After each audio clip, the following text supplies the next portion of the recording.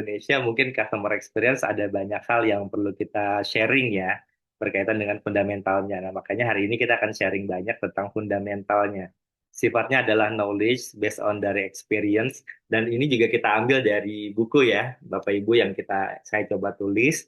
Salah satunya adalah bagaimana kita bisa melihat bahwa customer experience itu saat ini bukan lagi sebagai pelengkap, tapi jadi salah satu hal yang harusnya ya dimiliki oleh semua orang dalam organisasi atau dalam bisnis, karena inilah yang akan membawa bisnis kita bisa jadi tumbuh lebih cepat lagi ya, salah satunya itu ya.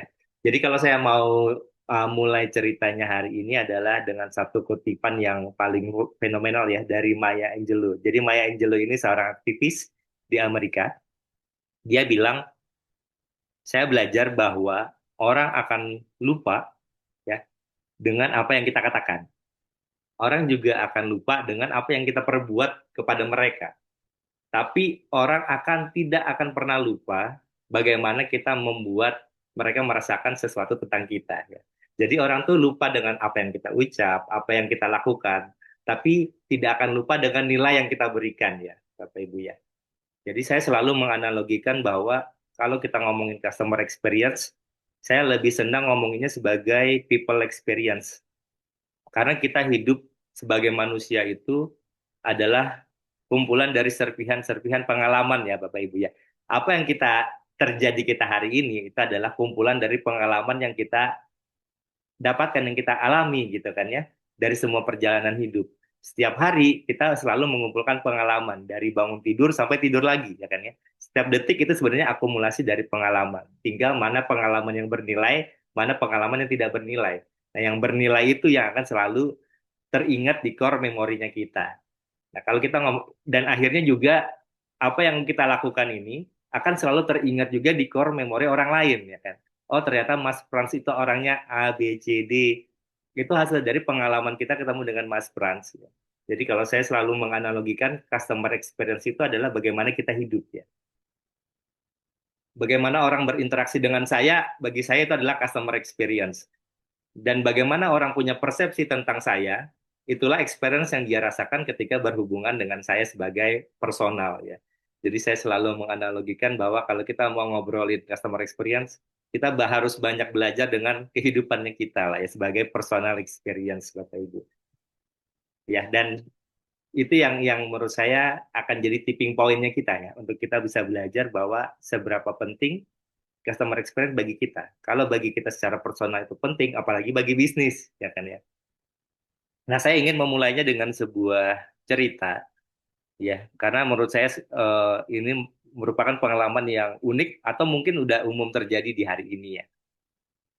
Bapak Ibu ada yang beli barang elektronik paling mahal melalui online tanpa pernah pegang? Oh, beli handphone, beli kulkas, ya, beli mobil mungkin, beli motor atau beli rumah, ya. Tidak pernah dipegang, tapi hanya lihat di online, lihat reviewnya di YouTube gitu ya. Terus kita percaya. Nah, terus kita beli. Nah, oh, Kak Astaria pernah nih. Beli apa, Kak? Boleh nggak diketik beli apa gitu. Beli motor. Wah, beli motor. Ini pengalaman persis banget sama saya nih. Saya juga beli motor, skuter ya. Beli motor skuter, saya nggak pernah lihat fisik secara langsung, jujur ya. Yang saya lakukan adalah browsing di YouTube, nonton reviewnya, dari apa reviewer-reviewer ya, apa bagusnya, apa kurangnya gitu kan, bandingin dengan yang lain juga. Akhirnya saya merasa kayaknya saya cocok nih dengan skuter ini. Nah, di fase itu saya confident lah untuk beli itu ya. Kemudian saya cari kontak salesnya. Saya cari kontak salesnya. Di internet ternyata gampang lah ya, kontak salesnya, dapat secara personal. Hal yang paling saya suka dari salesnya adalah ketika kita bertanya, responnya cepat ya. Wah, gitu cepet. Bahkan ketika kita pikir-pikir dulu, dengan proaktifnya dia menyapa kita lagi. Ya. Menanyakan lagi gitu. Gimana Pak? Jadi atau tidak? Gimana udah pilihan atau belum? Saya bantu prosesnya dan lain sebagainya. Sampai saya pertimbangkan, oke nih, kayaknya saya ambil nih motornya. Akhirnya saya sepakati dengan salesnya, saya beli nih motor ya. Terus gimana pengiriman ke rumahnya gimana? Oke, kita ada gratis pengiriman.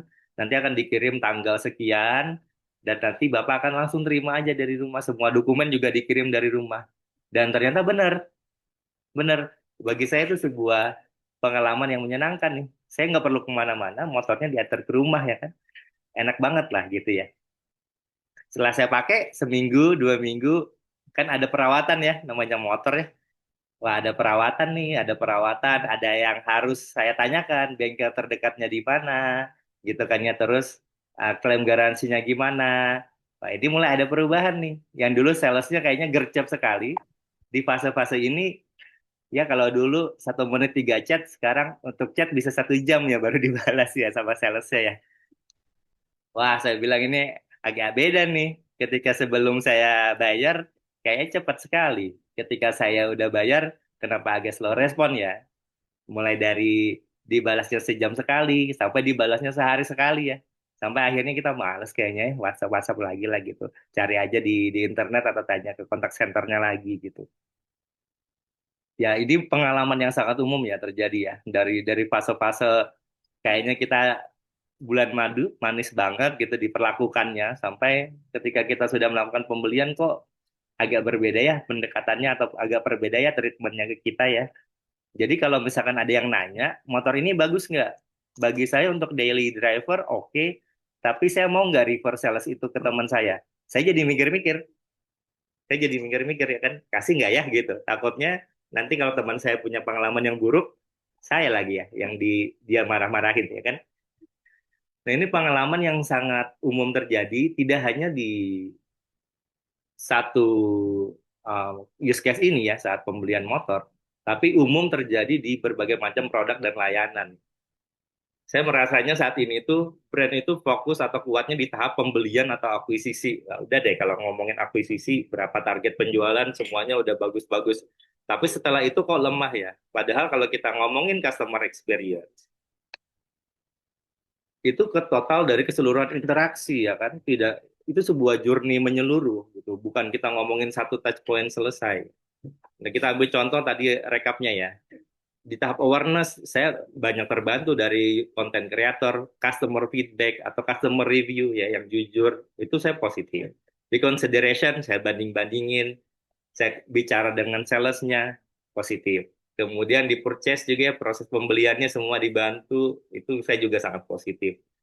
Kemudian pengiriman, oh itu juga oke, saya pakai kendaraannya juga semuanya oke. Tapi ketika after service ya, kok di sini udah mulai berkurang nih service levelnya, experience-nya kok berubah gitu. Kok tidak care ya gitu kan ya. Apalagi sekarang nanyain ke saya, udah service belum Pak? Wah nggak ada. Atau diingetin Pak, udah saatnya kita service, udah nggak ada, benar-benar dilepas lah ya. Nah, ini sebuah pain point sih bagi saya sih. Dan tadi saya bilang kebanyakan brand atau perusahaan kok di sininya kurang banget ya. Jujur aja ya, jujur aja. Jadi di sininya kok kurang banget gitu. Padahal ini poin, sebuah step penting untuk orang mau beli lagi ya, Bapak Ibu ya, di tempat kita. Dan sebuah step penting juga untuk orang mau merekomendasikan brand kita ke orang lain gitu. Jadi kalau kita ngomongin tadi customer experience, ini sebuah journey, bukan satu satu titik layanan ya, tapi satu kesatuan, sebuah journey bagaimana orang pada akhirnya punya persepsi yang positif terhadap kita, kemudian juga mau merekomendasikan kita ke orang lain, bahkan dengan senang hati menggunakan produk kita secara terus-menerus gitu ya. Jadi menurut saya sih hari ini challenge-nya adalah banyak yang jago untuk guide pelanggan baru, tapi tidak membangun hubungan jangka panjang. Padahal kalau kita ngomongin CX, harusnya dampaknya ke bisnis yang sustainability.